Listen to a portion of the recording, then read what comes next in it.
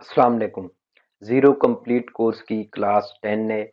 आज की क्लास में हम देखेंगे कि ज़ीरो के अंदर जो आपने बैंक्स और क्रेडिट कार्ड हैं, उनकी ट्रांज़ैक्शन को आप किस तरह इंपोर्ट कर सकते हैं।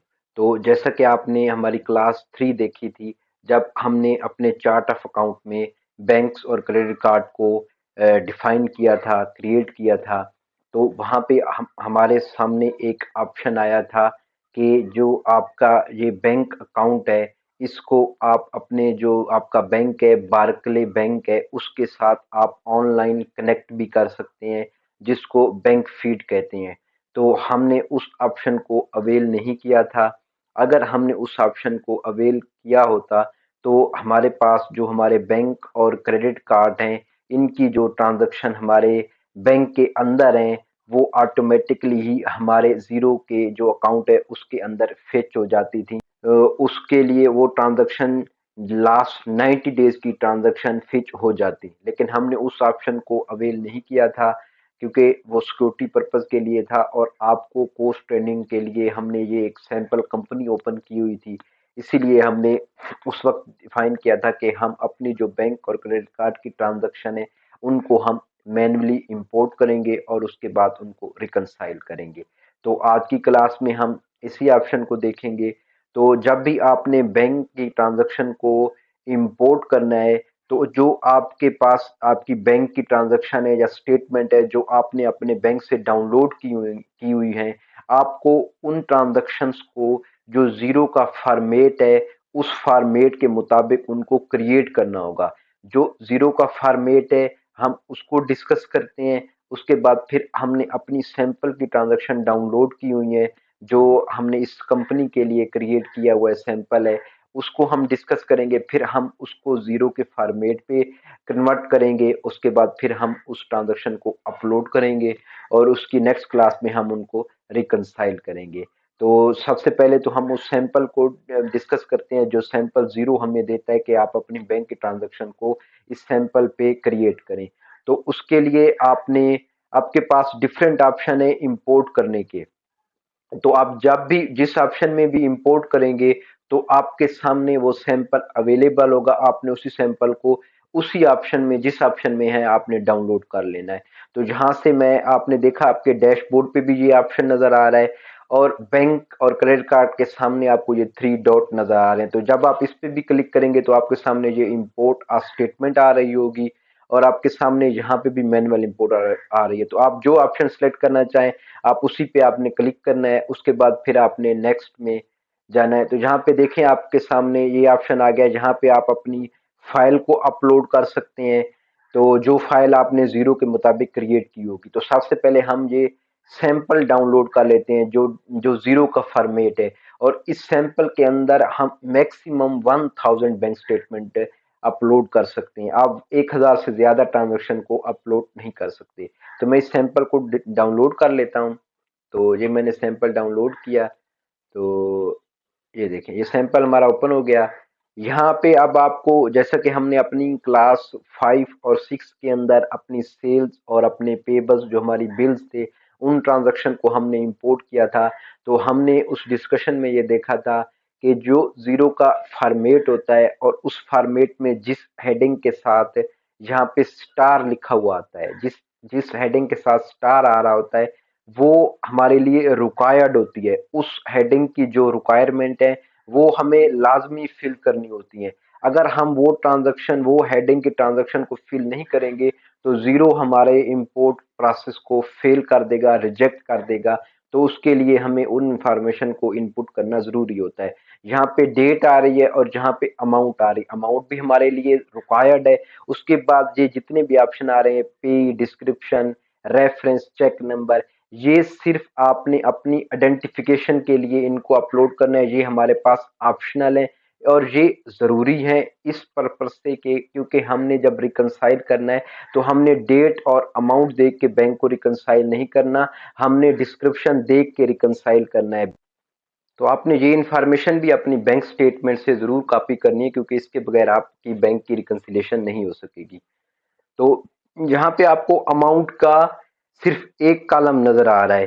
तो जब आप बैंक स्टेटमेंट में देखते हैं, तो वहां पे आपको अमाउंट्स के दो कॉलम नजर आ रहे होते हैं।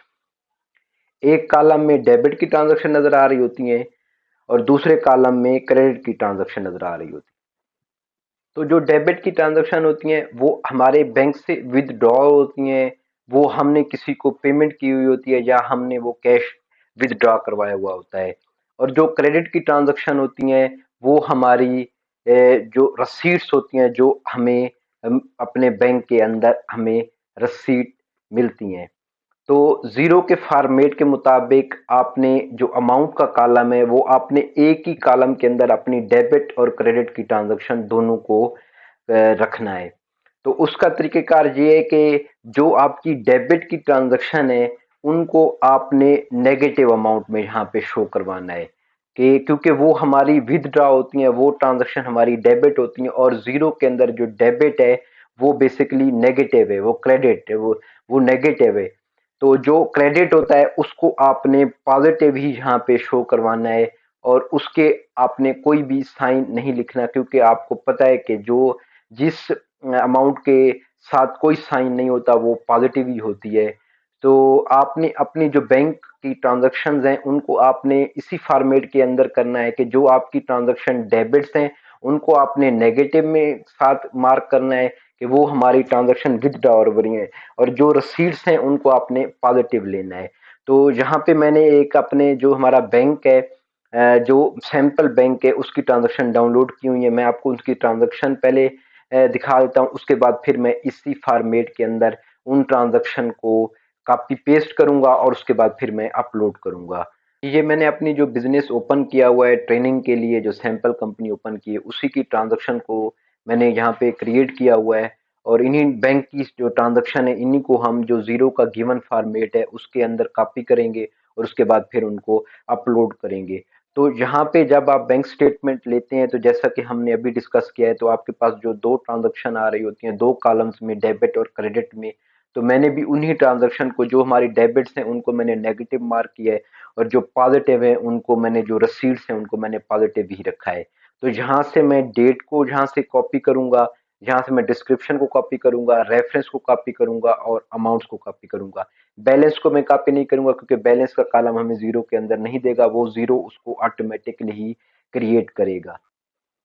जी, मैंने डेट की कॉलम्स को कॉपी किया, अमाउंट्स को मैंने कॉपी किया, अमाउंट्स को मैंने उसी फॉर्मेट में रखा जिस फॉर्मेट में मैं जीरो की इंस्ट्रक्शन है।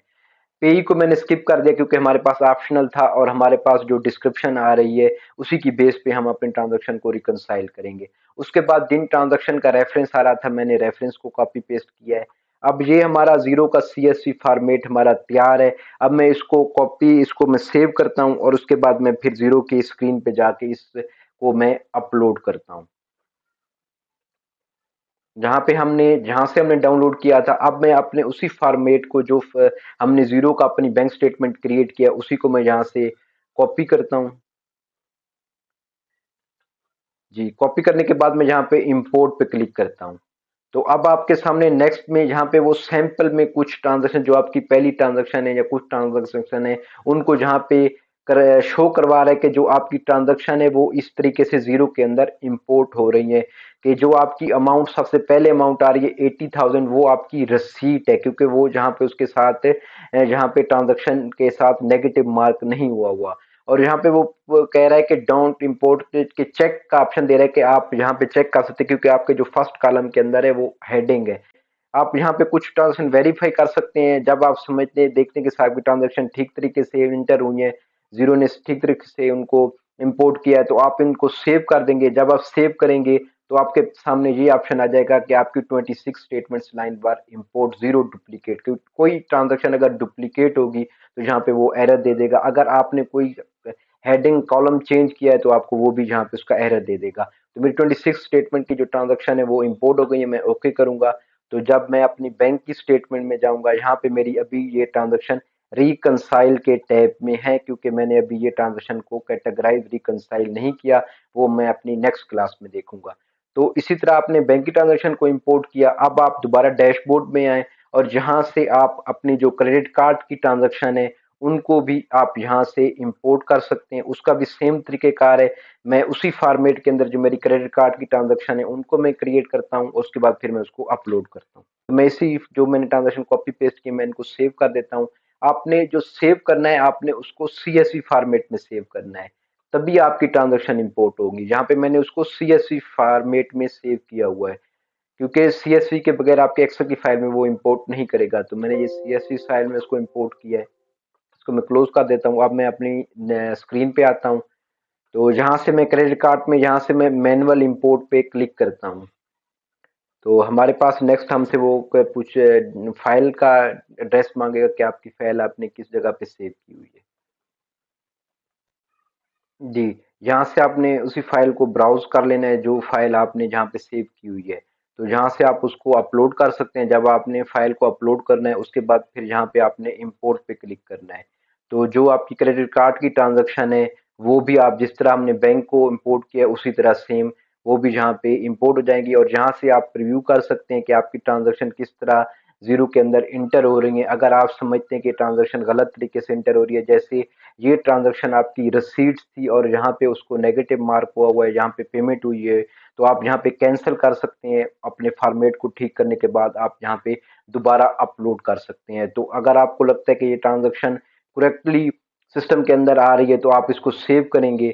तो जितनी भी ट्रांजैक्शन आपकी हैं, जैसे 13 स्टेटमेंट लाइन बार इंपोर्ट 13 स्टेटमेंट की ट्रांजैक्शन थी, वो सारी की सारी अब जीरो के अंदर इंपोर्ट हो गई है।